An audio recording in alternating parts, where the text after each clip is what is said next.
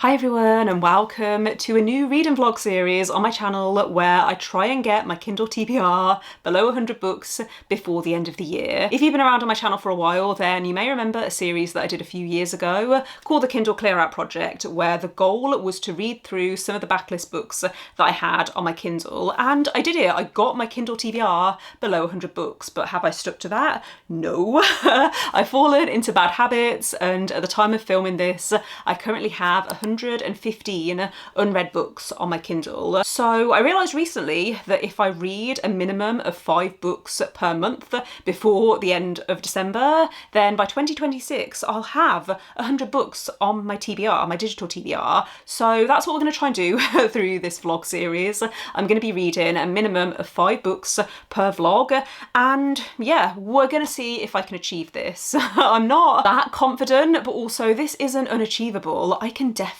do this. So for this first vlog, I wasn't sure how to choose the books to read for this vlog. I don't want to fully mood read, but I do want some flexibility. So last night I was thinking about using a spinner wheel, but when I spun the wheel off camera last night, it landed on The Way of Kings by Brandon Sanderson, which I absolutely do not want to read right now, not while I'm still in the middle of reading Malazan. One long epic fantasy series is enough. So I decided to scrap that idea. I thought that is not flexible enough for what I want, and instead I have made a TBR mug. So I have a bunch of different prompts in this mug. I'm gonna draw one by one throughout this vlog, and we're gonna use the prompts to decide what to read. I thought this is just a fun way where I don't have to, like, you know, hone in on a specific book. I can't mood read anymore. I really can't. Like, I've tried. If I have too much choice, it stresses me out. So we are going to pick the first prompt and see what I'm going to be reading. So, okay, this is a good one to start actually. A short book that is under 300 pages. I have loaded these books onto a specific shelf on Goodreads, so it should be easy enough for me to organise based on page count. Okay, so interestingly, the shortest book that I have on my TBR at the moment is To Be Taught If Fortunate by Becky Chambers. However, I think that's a standalone novella within the Wayfarers series, and I'm not sure what order you're meant to read that. I'm 2 books into that series, so I would rather continue that series and finish it before I read the novella. But the next 2 are I Who Have Never Known Men by Jacqueline Hartman and If Cats Disappeared from the World by Genki Kawamura. I think I'm actually going to go for If Cats Disappeared from the World because I am in the mood for translated fiction. I mean, I think I Who Have Never Known Men is also translated fiction, but I'm in the mood for a book about cats. Hopefully I can read this in one sitting today. It's just over 200 pages, and as a brief synopsis, it talks about a narrator who is estranged from his family, living alone with only his cat Cabbage, and he gets this diagnosis that he only has months to live. Then the devil appears with an offer that if he exchanges making one thing in the world disappear, he can have 1 extra day of life. And I'm assuming based on the title that he chooses for cats to disappear from the world. So I am going to make a start on this, and then I'll check in with you a little bit later once I'm halfway through.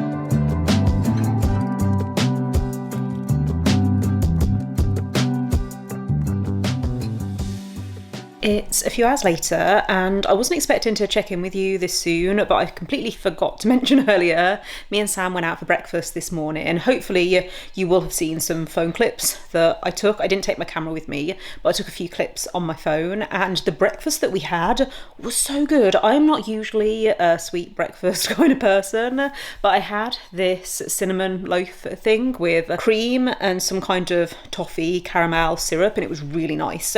Then we went to a farmers market on the way home because there was one happening in this town that we went to, and yeah, picked up some bread for tomorrow. I'm going to make eggs on toast, I think, for breakfast. And we also got these cake jar things. I've already eaten mine, but it's basically a cake in a jar. I had the Oreo flavour and it was very nice. So that has been my morning / early afternoon. Obviously, I filmed the intro to this vlog once I got home. And then I have been reading for the past hour, and I've made it about 30% of the way through If Cats Disappeared from the World. Almost forgot the name of the book then. I made it 30% of the way through this. I was going to wait until the halfway point to check in with you, but I wanted to speak to you now, and then I'll do a final update when I finish this, because I don't know how I feel. It's a very abrupt beginning. It's told in first person POV, but every so often it drops into second person, and I don't think I love that. I'm very hit or miss with second person POV anyway. I like it in the 5th season and A Dowry of Blood. I find it very cathartic if it's a case of a character writing a letter or addressing someone that they know.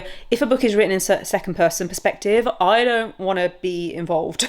Like, I am a passive observer. Do not address me as the reader, because I find that takes me out of the story. This, I think it is going for a letter type situation. I'm used to it now, but it was very abrupt and jarring when I first started it. And yeah, we're basically following this guy who, he gets this diagnosis at the start of the book. He has a brain tumour. This all happens within the first few pages. He goes home and the devil is there waiting for him. We then get this Bible lesson where the devil is telling him the book of Genesis, basically summarising how God created the world in 7 days and the story of Adam and Eve. And then the devil says that he made a deal with God that he could approach people like our main character and offer them a deal where they can remove something from the world in exchange for an extra day. So we know from the very start of the book that I think this goes on for 7 days. So on each day, each chapter is a different day of the week. So the main character, we know that over the next week, he's going to be making something disappear from the world. He hasn't made cats disappear yet, though. I'm guessing that's going to happen later.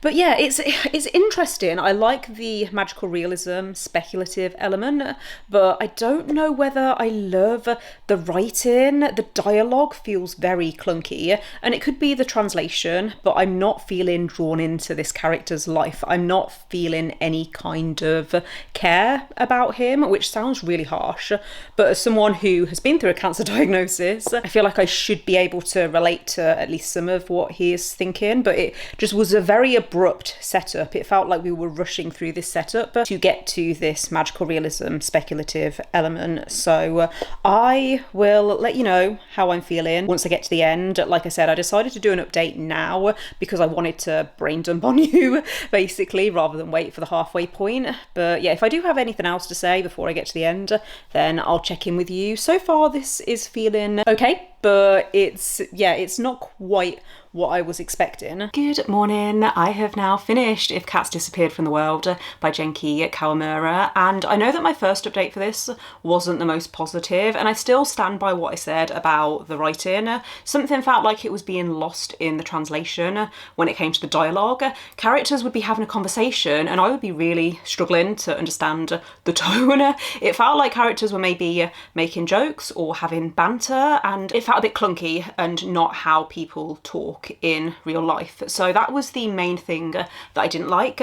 However, I am leaning towards a 4-star rating. I think this had some very thought-provoking but quiet, mundane observations about humanity. If you look at the title and think this is going to be about what would happen if cats disappeared from the world, you would be forgiven for thinking that because it's literally the title of the book. However, it's not about that. This is very much centred on this one guy's life, and it's about him reflecting on his past as well as coming to terms with what's happening to him. How you don't always appreciate things until they're no longer there. I actually highlighted a quote which literally says, you only realise what the really important things are when you've lost them. There was actually a part that made me feel quite emotional where he was thinking about his mom who passed away. The way that he's thinking about her, it reminded me of someone that I lost a few years ago, and yeah, it made me cry a little bit. So maybe it is a 4 stars. Now that I've been talking about it, I think I am going to give it a 4 stars, but it is probably more like a 3.5 just because I don't think the writing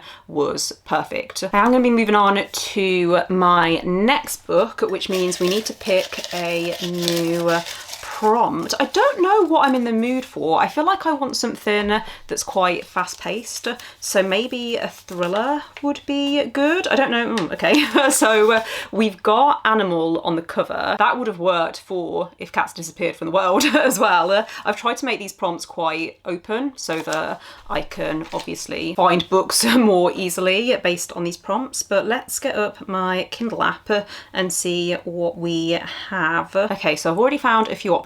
Brit Marie Was Here by Frederick Backman has what looks like a mouse or a rat on the cover, so that would work. But I have read a Frederick Backman book quite recently, and I don't think I want to read any more from him just yet. The Paper Menagerie by Ken Liu, that has what looks like a tiger on the front cover. The Raven Scholar by Antonia Hodgson, that has a raven on the cover. Okay, I think I know what I'm going to go for. Part of Your World by Abby Jimenez has what looks like a goat on the front cover. I know I said I was more in the mood for a thriller, but I think a romance would also be fast-paced, or I would read it. You know, I want something that is going to suck me in and that is going to grab my attention, and I have never read a book by Abby Jimenez. I actually put this on a TBR earlier this year and then just didn't get around to it, but I think this is what I'm going to go for. So Part of Your World by Abby Jimenez. I do know the synopsis for this, but I'm just going to remind myself. Okay, so I will give you a proper synopsis once I've got into the book, but the main character in this is called Alexis.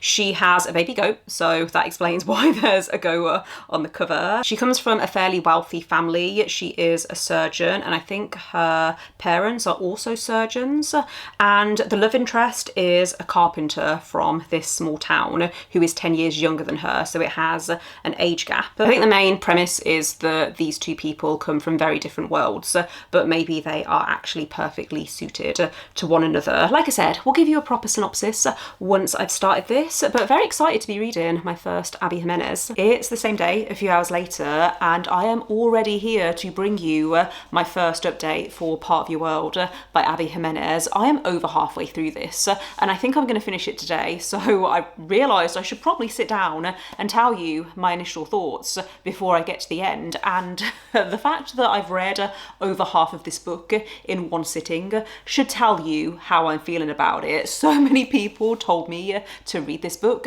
because I was probably going to love it, and yeah, they were right. I think this has potential to become a new favourite romance book of all time, and maybe I should have seen this come in, but how could I have seen that come in? Because I've never read anything by this author before, but I love the romance. We're following this main character called Alexis. I think I got a few things wrong when I was explaining the synopsis. I must have read it wrong on Goodreads, but the main character is called Alexis, and she is a doctor. She's an ER doctor. She comes from a family of surgeons, and her dad in particular has put a lot of pressure on her and her brother. She has a twin brother. Her parents really want her to get back with her ex-boyfriend, who she broke up with because first of all he cheated on her, but also he was emotionally abusive. They were together for 7 years.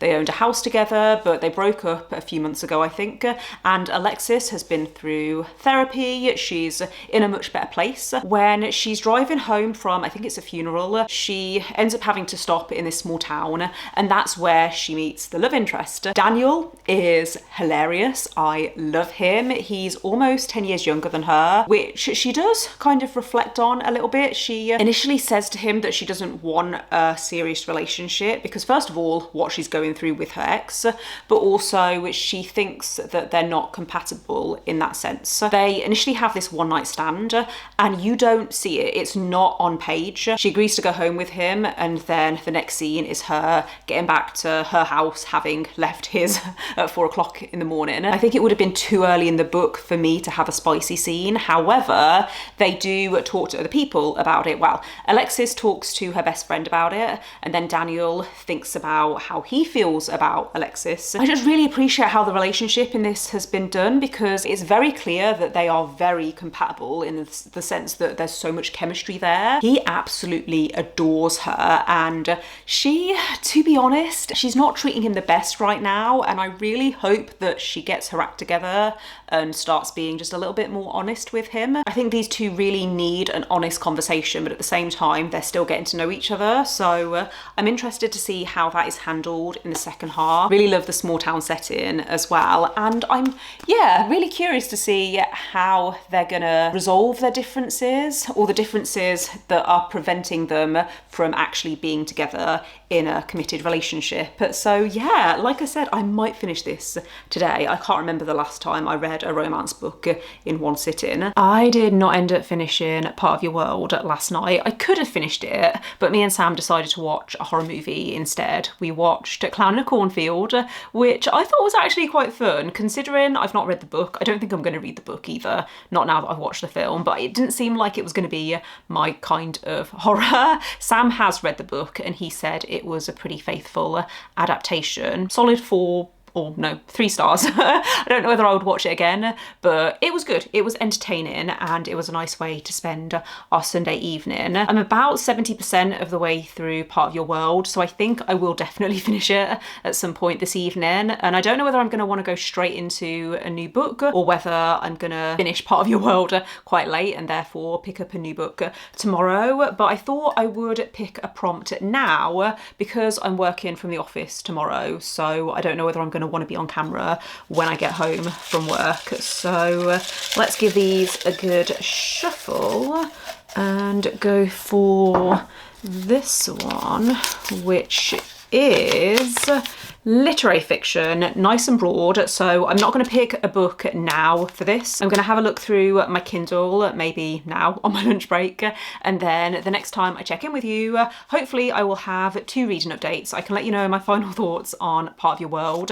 and I can also give you some initial thoughts and feelings on whatever book I pick for literary fiction. Hi everyone, it has been a few days since I last checked in with you. I think the last time I spoke to you was on Monday, and it's now Thursday afternoon, but we need to talk. I have some reading updates for you.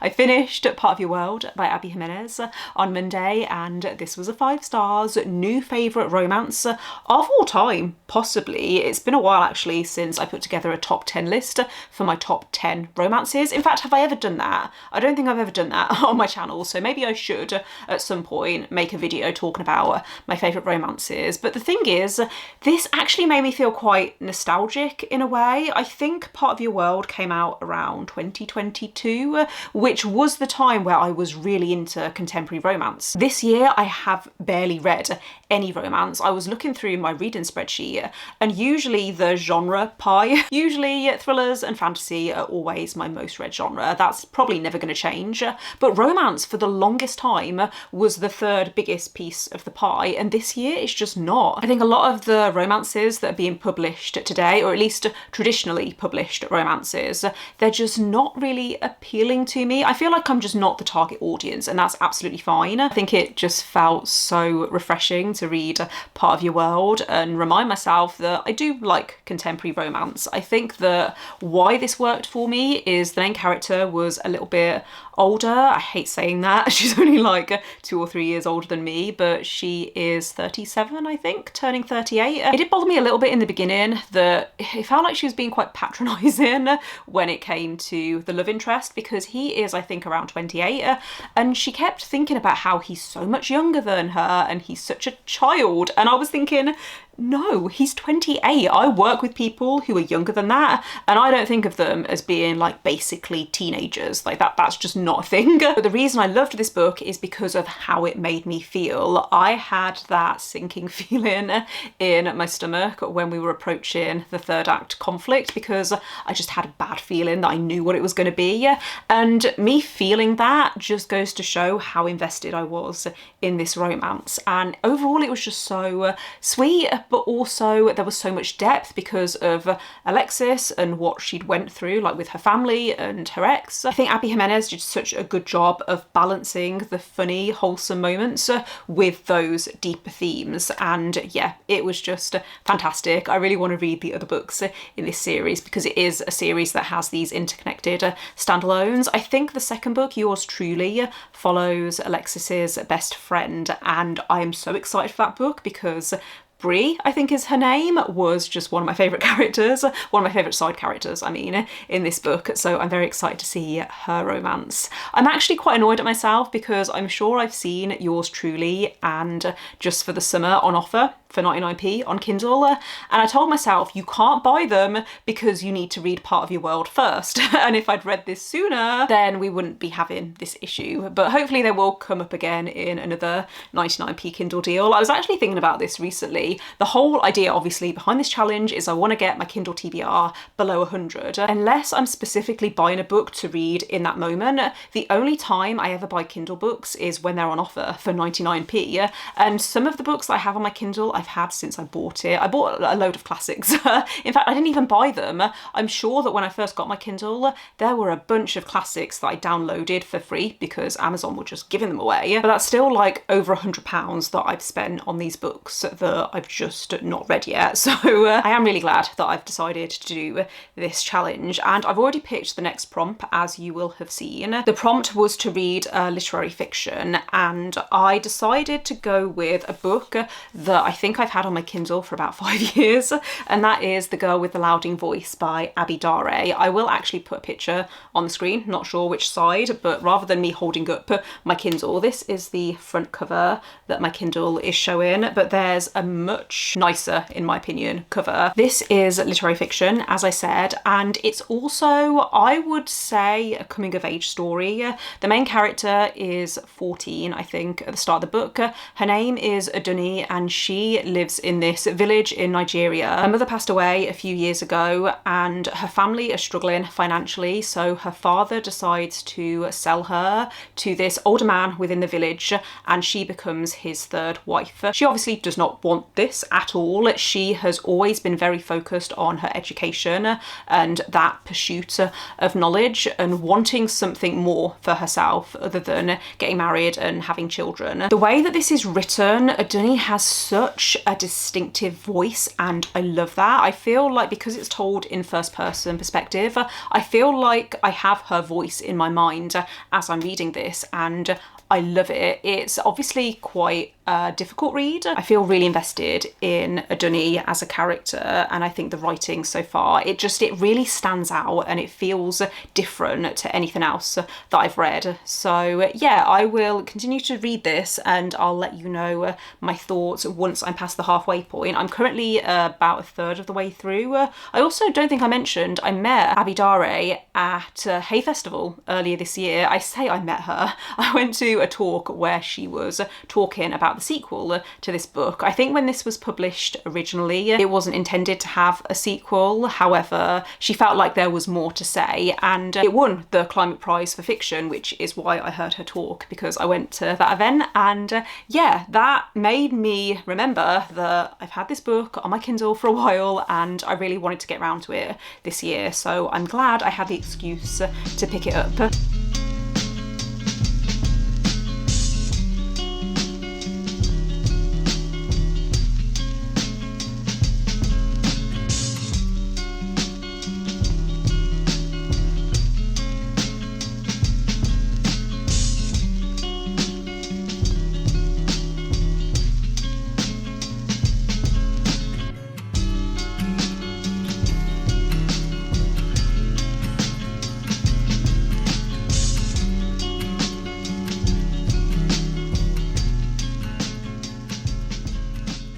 Hello everyone, it has been a really long week. I am so glad that it's the weekend. I may have bought some books when I went into town earlier, so I thought I would start this update with a very quick book haul, and these don't count for this challenge because they're not on my Kindle and my physical TBR is actually pretty much under control. The first book that I picked up in Waterstones, I picked up Uncharmed by Lucy Lucy Jane Wood. This is the Waterstones exclusive edition. You may have actually already seen this in the B-roll because I did take a few clips while I was out, but look at the cover of this. It also has the most adorable stenciled edges. I had a quick look at the hardback and there's nothing really on the naked hardback. It's just a very pretty turquoise colour. I love the colour scheme of this, and I read Rewitched by this author last year and loved it. So because it's that time of year, I decided to pick up another cosy witchy book. And this, I believe, is a very quick synopsis. It follows a witch called Annie, and I think she's a bit of a perfectionist and also a people pleaser, and it's about her learning to let go. Very excited to pick this one up. Hopefully I'll get around to this one in October. And then I also popped into an independent bookshop where they had this beautiful edition of Sherlock Holmes. This is a thrilling casebook of villainous crimes, obviously by Sir Arthur Conan Doyle. I read quite a few Sherlock Holmes stories when I was in school, and this actually has one of them. I had a quick look at the contents. It's not like a complete works or anything, but it does have the Adventure of the Speckled Band, which is one that I can remember studying in school, so I got very excited when I saw that. It also has The Hound of the Baskervilles, which is obviously one of his most famous books. I thought this would be quite a nice book to add to my collection. It also, look, it has stenciled edges, and I just thought this was a really nice edition. I'm always happy to collect classic editions because even if I don't get around to them immediately, then I'm still going to read them eventually at some point in my life. So that is my little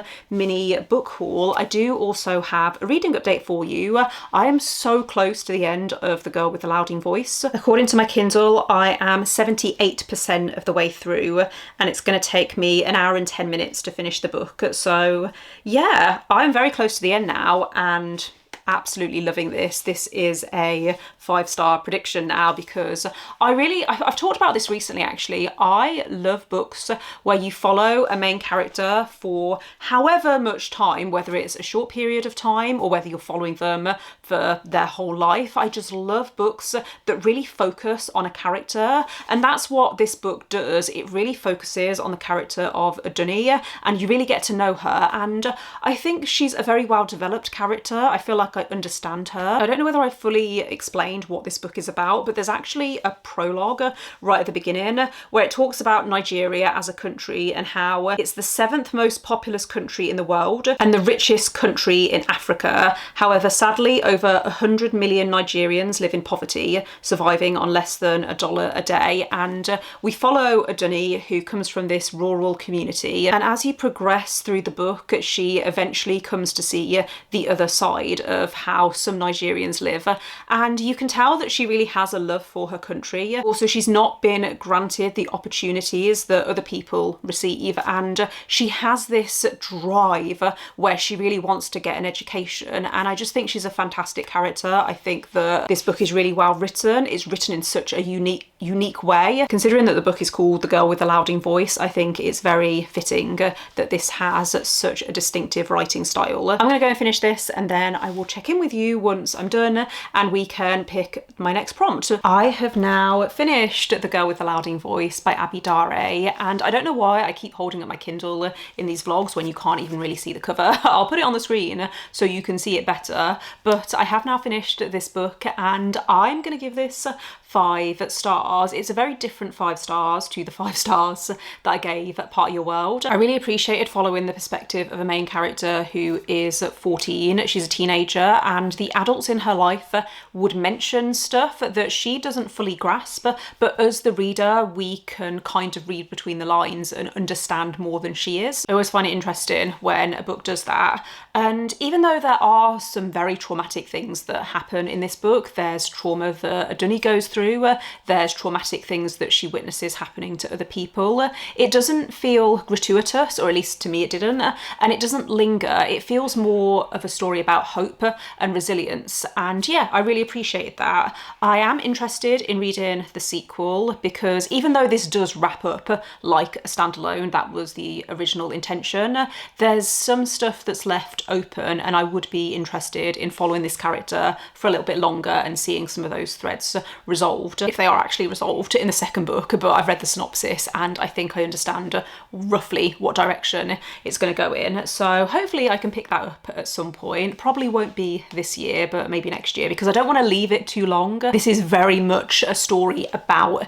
this main character, and I have a good picture of her in my mind right now, so I would like to pick this up soon, but not too soon, because right now, well, we're going to be picking a new prompt for this challenge. So I have my mug here. I don't know what I'm in the mood for. Oh, I've just dropped one. Okay, we're going to go with this one, which is published in 2021. The one that I dropped, if I'd gone with that one, would have been published before 2020, but we're going to go with published in 2021, and I'll put this one back in the mug. I'm going to have a quick look through my Kindle and maybe cross-reference with Goodreads. Okay, so it looks like I can organise my Goodreads shelf based on the date published. I'm going to have to scroll way back to 2021. First book that I'm seeing is Iron Widow. That I think is a YA sci-fi, and it is a duology, so if I read the first book and I like it,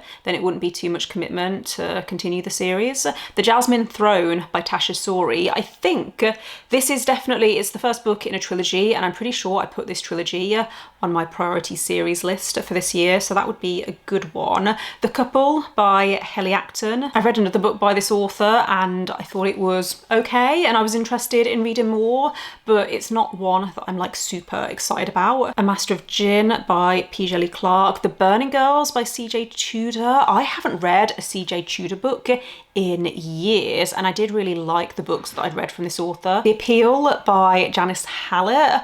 Oh, that could be a good one actually, because that one's written entirely in multimedia, so it will probably be a quick read. And then that's it. Okay, so we've got 1, 2, 3, 4, 5, 6 books to choose from. That's not as many as I was thinking actually. Okay, I think I'm gonna go for The Appeal by Janice Hallett. I've had a quick look on my Kindle because this is, like I said, told through multimedia, and I was worried that the formatting wouldn't look good on Kindle. That's the main reason I've been putting off reading it, is because I was thinking, do I just borrow this from my library and read it that way? But I bought it on my Kindle, so I should give it a go, and it looks like the formatting is okay. So I'm gonna make a start on this afternoon, and then I will give you an update and let you know what it's actually about. I mean, at some point I knew the synopsis for this, but I think I want to give you a proper synopsis once I've actually read some of it. I have made a start on The Appeal by Janice Hallett. I am already 45% of the way through. I read that first 45% yesterday afternoon. It's so easy to read, and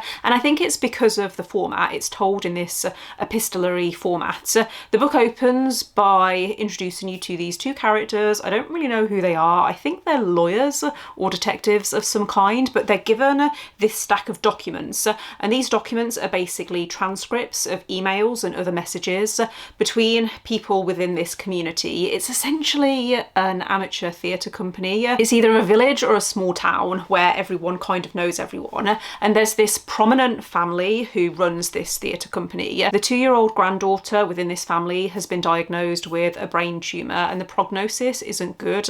However, this family are trying to raise money for this experimental treatment that's only been tested in the US. You're mostly reading the conversations between these characters, and the reason that I love books that are told this way is because there's so much that is left unsaid, or it should be left unsaid. For example, there's this one character, Isabel, and you can tell that this other character does not like her. The way that she replies to her is very short and blunt, and she doesn't reply that way to other emails. What I don't love is that sometimes I'm reading an email and I'm thinking this is being explained for the purpose of us as the reader, and that really takes me out of the story. For example, I just mentioned there's a character who clearly doesn't like another character, and I can draw that conclusion from the emails. I don't need this character to tell another character that she doesn't like this other character. I don't need that. I've already worked that out for myself. Sometimes it feels like the conversations just aren't that realistic, but that being said, this is very entertaining and I already have some theories on stuff. There's a lot of layers to the story and there's certain characters that we've not heard from yet. We're only getting these one-way conversations, so I'm interested to see whether that continues in the second half. So I haven't yet finished The Appeal by Janice Hallett, however I am about 75% of the way through, so there's a good chance I'm going to finish it this evening and then I'm going to want to read another book. So I thought we could choose another prompt now and then I won't have to stress about it tomorrow when I'm working from the office, and I'm probably not going to want to be on camera when I get home. So let's go for this one, and we have, oh okay, short stories. That's really interesting. I put this on the list because I specifically want to read The Paper Menagerie by Ken Liu. I bought it on my Kindle a while ago. It's one of the books that I've got in for the Our Fantasy Bingo prompt. So this is actually perfect. I was going to read this at some point before March anyway. So yeah, okay. I'm going to finish The Appeal hopefully tonight. And then when I next check in with you, I'll give you my final thoughts as well as some initial thoughts on The Paper Menagerie. I don't know if I've got any other short stories on my TBR, but that's the one that has come to mind first, so that's the one that I'm going with. I have now finished The Appeal by Janice Hallett, and I'm going to give this 4 stars. I really enjoyed it. Would definitely read more books by this author. As a mystery, I think it could have been just a bit stronger. I felt like it told us too much. Does that make sense? I can't help but compare this to Murder in the Family by Cara Hunter, which I read a few years ago and loved. Again, I don't think I gave that 5 stars. I think that was another 4 stars, but I liked that slightly more. What I like about multimedia is that, for example, you might be reading an article, a newspaper article that is telling you something, but as the reader you can read between the lines and think, actually, are you telling the truth here? Do you have all of the information? Because people lie, people withhold the truth, and that's what I liked about Murder in the Family, is that the ending I don't think is what actually happened. Obviously don't want to go into more detail because of spoilers, but with The Appeal I felt like everything was wrapped up a bit too neatly, and also I pretty much worked out most of the reveals, which is fine because that's part of the fun of it, isn't it, of reading a murder mystery. I think it could have been just a bit less clunky in terms of delivering the information to us. There were parts where I was reading an email and I was thinking, why is this an email? Why would someone send this email? Why would they not call the person or send them a WhatsApp message? It didn't make sense to me, but that's only a little thing. Like generally, I enjoyed the book and I think I have potential to give Janice Hallett 5 stars in the future. So very glad that I picked this up. Also, if anyone's wondering, I didn't have any issues with reading it on Kindle. That was one of the main reasons why I put off reading it, because I thought, oh, it's multimedia, so it's going to be a better experience if I read the physical copy. The ebook was absolutely fine, no issues there. So yeah, we have a 4-star read, and I am now moving on. I've already started The Paper Menagerie by Ken Liu. I've read, I think, the first 6 or 7 short stories in this collection, and this is a speculative short story collection. It's mostly sci-fi and fantasy, and so far every single story that I've read I've enjoyed. The one that stands out to me, I can't remember the name of it, maybe I need to look it up, but as someone who works in marketing, I found it really interesting because it's about how people give their personal data to companies in order to allow them to give them targeted ads, and it's looking at the future of that and what that could look like, and I thought that was just really interesting. When I read a short story, what I want is for there to be a clear message or a twist or just some kind of hook. I don't want it to just kind of fizzle out, and I think every single one of these short stories so far has had a purpose, and I've really liked that. Ken Liu, if you don't know, is the author of the Dandelion Dynasty, History, which my partner read last year and really enjoyed, so I would like to read it too.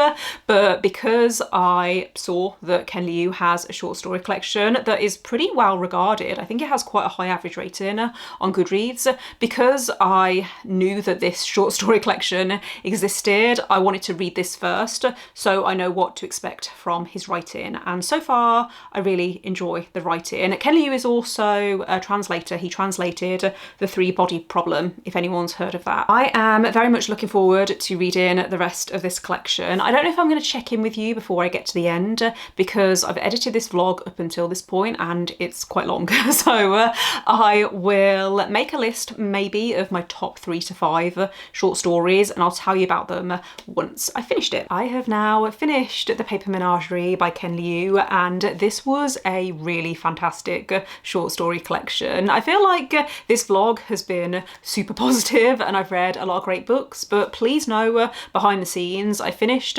Catabasis yesterday. I didn't talk about it in this vlog because I wasn't reading it on my Kindle, but I finished that yesterday and gave it 2 stars. But I'll talk about that in my wrap up, because the point of this update is to talk about The Paper Menagerie, and I loved this. There were a couple of short stories that didn't quite work for me. I ended up skim reading a couple because I started them and thought this isn't actually a story, it's more like a collection of ideas, and yeah, that wasn't really what I wanted. But some of these stories were really hard hitting. The Paper Menagerie, which is the title story, I read that late in the evening thinking, oh, it's only going to take me like 15 or 20 minutes to finish, and I was crying by the end. I don't want to say too much about what it's about because obviously it's very short. It's a story about identity, essentially, and I thought it was really beautifully written. The last story in the collection as well was really impactful. That one was a little bit longer. It took me, I think, about an hour to read, and it's about history and the erasure of history. Also has a time travel element. Really thought-provoking, and it, yeah, was one of the best stories in the collection, and it was the last one. Like I said, I would really recommend it, and it's made me very excited to pick up The Dandelion Dynasty. Hopefully next year. I really want, once I finish reading Malazan, I really want another long epic fantasy series to get stuck into, and I'm trying to decide between The Stormlight Archive by Brandon Sanderson or The Dandelion Dynasty by Ken Liu. I have read 5 books in this vlog, so you would think, considering I started the vlog on 115 books, you would think that I would now be at 110 books, but I did buy a book recently. This is where I need your opinion on something, because the book that I bought on my Kindle was The Ending Fire by Sarah El-Arifi, which I own, as you can see, physically. I own all 3 books in this series physically, but I've also been buying them on Kindle because they've popped up in 99p Kindle deals. So how do I count books that I own in 2 different formats? Because the likelihood is I will read this series on my Kindle. I'm more likely to pick up books on my Kindle than a hardback, but I don't know how to count books that I own in 2 formats. Let me know what you do, because if I'm able to not count books that I own physically, then my Kindle TBR is actually a lot lower. I don't think it would be below 100, because I think I probably own about 6 or 7 books on my Kindle that I also own physically, mostly books that I own in hardback that I know I'm not going to want to carry around with me. But anyway,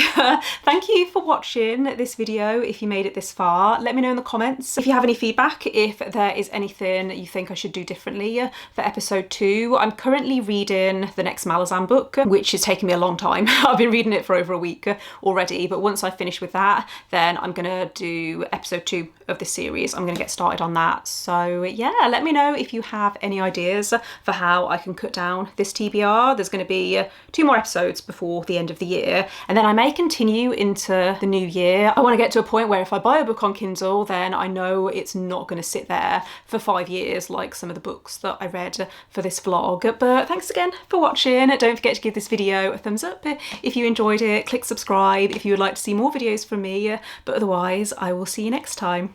Bye.